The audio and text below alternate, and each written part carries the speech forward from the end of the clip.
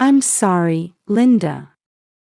This business trip is absolutely necessary, Michael said apologetically, gazing at Linda's swollen belly. The setting sun streaming through the large living room window softly illuminated his troubled expression. Their new living room, decorated with wedding photos and baby items, reflected the anticipation of their new family life together. It's all right. This is your important project, isn't it? The baby and I are both doing fine, so don't worry, Linda replied with a gentle smile. Drawing from her 7 years of experience as a pediatric nurse at Kaiser Permanente Medical Center, where she had attended numerous births, she knew her condition was stable. Just last week, her doctor had assured her that everything was fine. Still, she couldn't help feeling anxious about her husband's absence when she was just 2 weeks away from her due date. Especially when she thought about her relationship with her mother-in-law Barbara and sister-in-law Caitlin. Even at yesterday's Sunday brunch, their cold attitude hadn't changed. Mom said to call if anything happens, Michael said. Linda gave a vague smile in response. True, Barbara had said that. But Linda could sense the sarcasm behind those words. If you had married the woman I chose, we wouldn't have to worry like this. Barbara's preferred choice had been the daughter of a fellow high school teacher, a Stanford graduate who was now a successful lawyer. Every time Linda was compared to her, she felt her heart constrict. 3 years into their marriage, Barbara's dismissal of Linda as just a nurse, despite her professional career, and Caitlin's possessiveness over her brother's affection, their relationship showed no signs of improvement. Especially since Barbara lost her husband 3 years ago, her attachment to Michael had intensified, making her treatment of Linda increasingly harsh. Since Linda's pregnancy was announced, the situation had only deteriorated. Even during the 4th of July celebrations, Caitlin had deliberately pushed Linda to the edge when taking family photos. In the pictures later posted on social media, Linda had been cropped out entirely. Why didn't you have children earlier? It's risky having a baby at your age. A mere nurse becoming a stay-at-home mom. You're just living off my brother's income. Such remarks were casually thrown at her by her mother-in-law and sister-in-law. At HOA meetings, they spread rumors about how Linda might ruin Michael's chance for promotion. Linda had considered checking into the hospital early, but after Barbara's dismissive comment about her being pampered, she had to abandon that idea. Don't hesitate to call if you need anything. In this heat, I'm usually up late anyway, called out Mary, her neighbor, after finishing her garden work at dusk. A former police officer now immersed in writing mystery novels, she had been concerned about Linda's pregnancy from the start. Her keen observation skills, honed over 30 years on the force, hadn't missed the strain in Linda's relationship with her in-laws. Linda, this is advice from my police days. You might want to install a recording app on your smartphone, just in case. This isn't paranoia. I've seen many family tragedies in my time on the force. Though somewhat hesitant, Linda followed Mary's earnest advice. As she downloaded the recording app to her iPhone, she realized the gravity of her situation, that she needed such precautions. A feeling of resignation crept into her heart, wondering if her relationship with her in-laws had finally reached a point of no return. One night, Linda woke up to a sharp pain. The small bedside lamp illuminated her pale face. When she touched the sheets, they felt warm. Checking with her phone's light, she saw red stains spreading. But there's still 10 days until my due date. Her 7 years of nursing experience immediately made her understand the severity of the situation. Early rupture of membranes with heavy bleeding. If left untreated, it could be dangerous for both mother and baby. With trembling hands, she reached for her smartphone. Mary's words flashed through her mind. Just in case, the recording app. She quickly started the recording. Michael would be preparing for his important presentation at his New York hotel right now. His phone went straight to voicemail. Barbara. Mom's house is right there. Linda struggled to her feet. Blood was seeping through her nightgown, but there was no time to worry about that. She picked up her smartphone and stumbled down the stairs. The mere 0.3-mile distance felt like an eternity at that moment. Finally reaching her mother-in-law's house, the 30-year-old colonial-style building loomed in the moonlight. The Ring doorbell camera mechanically recorded her presence. Mom. Caitlin. Please wake up. The sound of her pressing the intercom and knocking broke the silence. Soon, lights came on upstairs, and heavy footsteps descended the stairs. What on earth are you doing at this hour?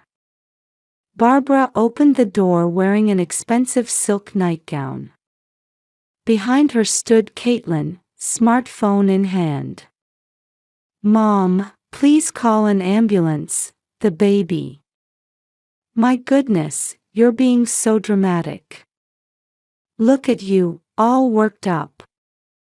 Barbara's voice carried its usual coldness. You're overreacting. There's no need for the hospital. Aren't you a nurse? You should know your own condition. At those words, Caitlin smirked and pointed her smartphone at Linda. That's right. You can handle the birth yourself, can't you?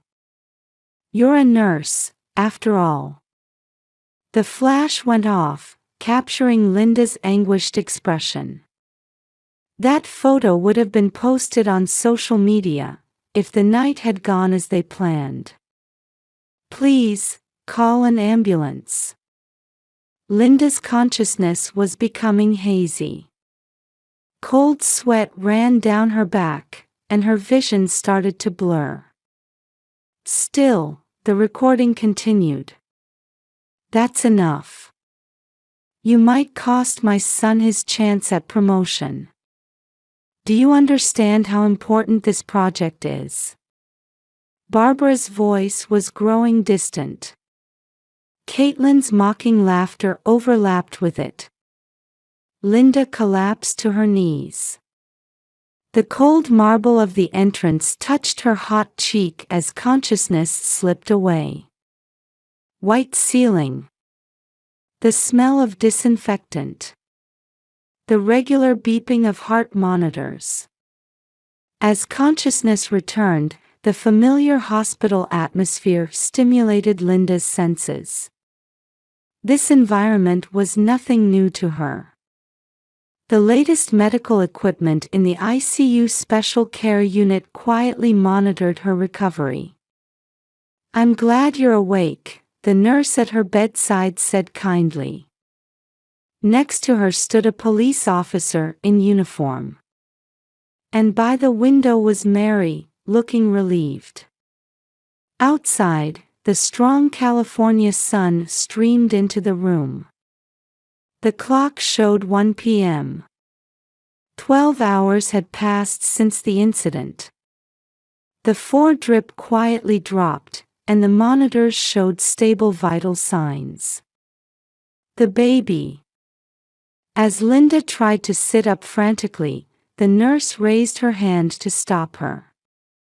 The sudden movement nearly dislodged the epidural needle. "Don't worry. We performed an emergency C-section successfully. It's a girl, 2,500 grams. She's under observation in the NICU, but her condition is stable. Her APGAR score is good, and she's surprisingly healthy for a premature baby." Large tears rolled down Linda's cheeks at these words. The surgical wound hurt, but it was proof that her baby was safe. Her heart rate increased slightly, triggering a small alarm on the monitor. "Mrs. Linda." The police officer stepped forward. It was Detective Johnson from the Santa Clara County Police, with a badge showing 30 years of distinguished service shining on his chest. "If you're able to talk, I'd like to confirm the events of last night. Please don't push yourself. Post-operative rest is crucial." Linda nodded slightly. The nurse raised her bed and offered her water with ice. The cold water soothed her parched throat after surgery. "Actually, we found crucial evidence on your smartphone. The Technical Investigation Unit's analysis just came in." The detective continued carefully, choosing his words. On the desk lay a clear evidence bag containing Linda's iPhone. The recording captured everything. Your mother-in-law and sister-in-law's statements, your pleas for help, and... The recording lasted 1 hour and 12 minutes. Sound analysis shows no signs of editing or manipulation. The detective paused and sighed deeply. Even with 30 years of experience, the cruelty of this case seemed to affect him. Among the police officers at the scene, this incident had caused quite a shock. Without the alert, it could have been much worse. The doctors say both mother and child were in critical danger if left untreated. Your temperature was rising, and blood pressure was at dangerous levels. Just then, hurried footsteps were heard in the hallway. The heavy door opened, and a new person entered. The new detective handed a medical report to Detective Johnson. The envelope bore the letterhead, Kaiser Permanente Medical Center Obstetrics Department. Dr. Watson, the head of obstetrics, explained the report's contents. A surgical cap from the recent emergency operation peeked out of his white coat pocket. Normally, it's inconceivable not to call an ambulance in this situation. Especially since Linda is an experienced nurse. She made the correct professional judgment, but was prevented from acting on it. This is clearly criminal behavior. Detective Johnson reviewed the documents, organizing the situation. Crime scene photos and evidence lists were spread on the desk. When the paramedics arrived, Barbara Wilson and Caitlin Wilson were acting as if nothing had happened, pretending to be asleep. However, the security camera's infrared footage shows they were definitely awake. The air in the hospital room froze for a moment. Only the heart monitor continued its quiet beeping. But the security camera footage and smartphone recording tell the whole story. They clearly ignored your plea for help, and even mocked your suffering. The district attorney's office believes this strongly indicates criminal negligence. The detective took out a tablet showing the recording's waveform. The clear pattern eloquently told the story of that night. The recording was perfect. The audio analysis shows no signs of editing or manipulation. This will stand as clear evidence. The prosecution believes they have sufficient evidence for indictment. Then, an even more shocking fact came to light. Another smartphone was produced from the evidence. On Caitlin's smartphone, we found photos of you in distress. There were attempts to post them on social media. She even had a draft comment ready saying, "Some nurse, making such a fuss." Linda gripped the hospital sheets tightly with trembling hands. Her tears quietly soaked into the clean white sheets. "We have already taken Barbara Wilson and Caitlin Wilson into custody. Criminal negligence, aiding and abetting assault, and..." Suddenly, commotion erupted in the hallway. The sound of nurses trying to restrain someone could be heard. "Where's my wife? Where's Linda?" Michael burst into the room, his face pale with worry. Just back from New York on an emergency flight, he was still in his suit. His tie was loose, and his face showed clear signs of fatigue. "Linda. The baby. We're both fine." Linda managed a faint smile. Michael rushed to her side and gripped her hand tightly. He was still clutching the USB drive for his presentation. "Mr. Michael," Detective Johnson spoke quietly. "Your mother and sister, they're being questioned at the station right now." From the small speaker in the hospital room, the recording from that night began to play. Michael's face grew pale as he listened. Linda's desperate pleas for help. His mother and sister's mocking laughter. The sound of his wife's breathing as she lost consciousness. Mother and Caitlin did this. His hands began to shake. He had received the police notification at JFK Airport and rushed to the hospital without sleeping on the flight, but he hadn't known the full truth until now. Detective Johnson spoke quietly. "We have their sworn statements as well."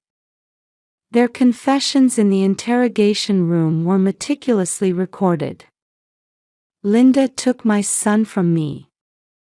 I couldn't stand the thought of his love being divided further with the baby. We just wanted to teach her a lesson.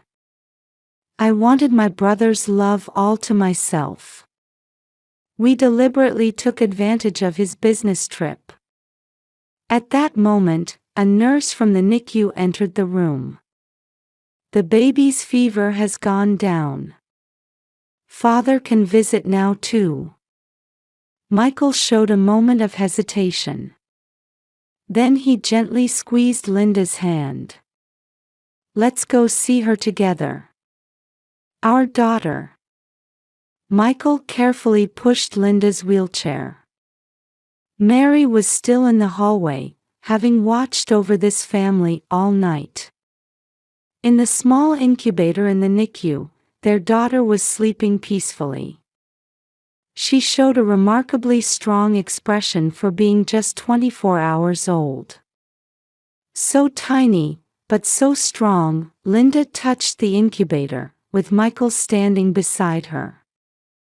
"I'm sorry, if I had noticed." "It's not your fault." Linda squeezed her husband's hand back. "But we need to make changes now." Michael sighed deeply. He had just been promised a promotion in Silicon Valley, but his decision was firm. "I'm going to request a transfer to the Seattle branch." Linda looked up at her husband in surprise at these words. "But your career." Nothing is more important than you and our daughters' lives. Michael's voice was filled with determination like never before. My leniency toward my mother and sister caused this situation. It's my responsibility. I won't make the same mistake again. The baby in the incubator moved her tiny hand. They both exchanged smiles at her gesture. I've already contacted my supervisor in Seattle. They have a new project starting there anyway. Hope returned to Linda's eyes. A new life in a new city. It was a place she had secretly dreamed of working as a nurse. The trial for Mom and Caitlin. I won't withdraw the charges. For our baby's sake. Linda's voice carried unprecedented strength. This isn't just our problem anymore. Let's leave it to the law. Michael nodded firmly. Though complex feelings remained, protecting his beloved wife and tiny daughter was now his top priority. 1 year later, in summer, a white 3-story house stood in a quiet Seattle neighborhood. Colorful flowers bloomed in the garden, and a cream-colored swing swayed gently in the breeze. Emily, lunchtime. At Linda's call, their 1-year-old daughter turned around in the garden. Though her steps were still a bit unsteady, she ran toward her mother. Looking at her daughter growing so healthy despite being born prematurely, Linda felt deep love. Daddy's coming home early today. The kitchen was filled with the aroma of warm soup, and fresh salad from Whole Foods was arranged on the table. Drawing from her nursing experience, Linda took care to prepare healthy meals for her daughter. Michael was enjoying fulfilling days as a project leader at the Seattle branch.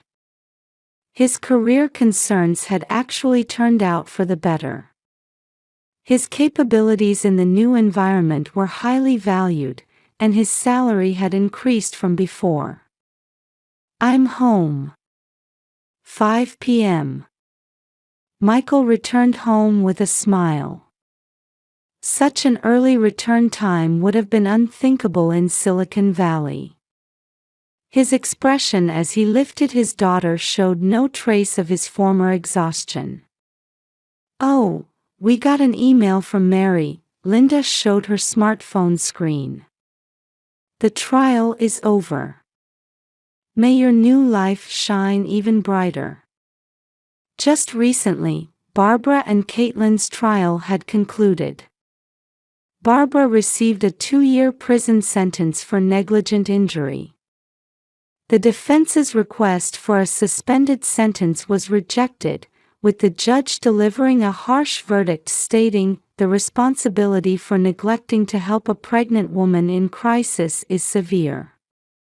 Caitlin received a suspended sentence, but social consequences were harsher than expected. Faced with social media backlash and complete loss of credibility in the real estate industry, she eventually had to delete her accounts and decide to sell the family home. Mom and Caitlin are moving, Michael said quietly while holding their daughter. Their San Jose home was already on the market. They're moving to Dallas, Texas. Her former in-laws chose to leave California completely. Their isolation from the community had been more serious than imagined. We made the right choice, didn't we? Linda's words were met with Michael's firm nod. Yes, absolutely. Their gaze turned to Emily playing in the garden. She was now chasing soap bubbles, squealing with delight. You know what? Linda started somewhat shyly. I got a part-time nursing position offer from Seattle Children's Hospital. Michael's face lit up at these words. That's wonderful. Emily's getting bigger, and it's great to have a place where your experience can be valuable. Unlike his mother, who had dismissed Linda as just a nurse, Michael had always respected his wife's career. They said I can start with 3 days a week. They'll even help arrange childcare at their on-site facility. The couple smiled at each other. Their new life was steadily taking shape. We should let Mary know too. The former police officer neighbor remained an important presence in their lives. Even after moving, she always sent Linda her new mystery novels as soon as they were published. Oh, and there's a neighborhood block party next weekend. Their new home was surrounded by warm neighbors. On weekends, families enjoyed barbecues in their yards. There were many young couples with children Emily's age, and their social circle naturally expanded.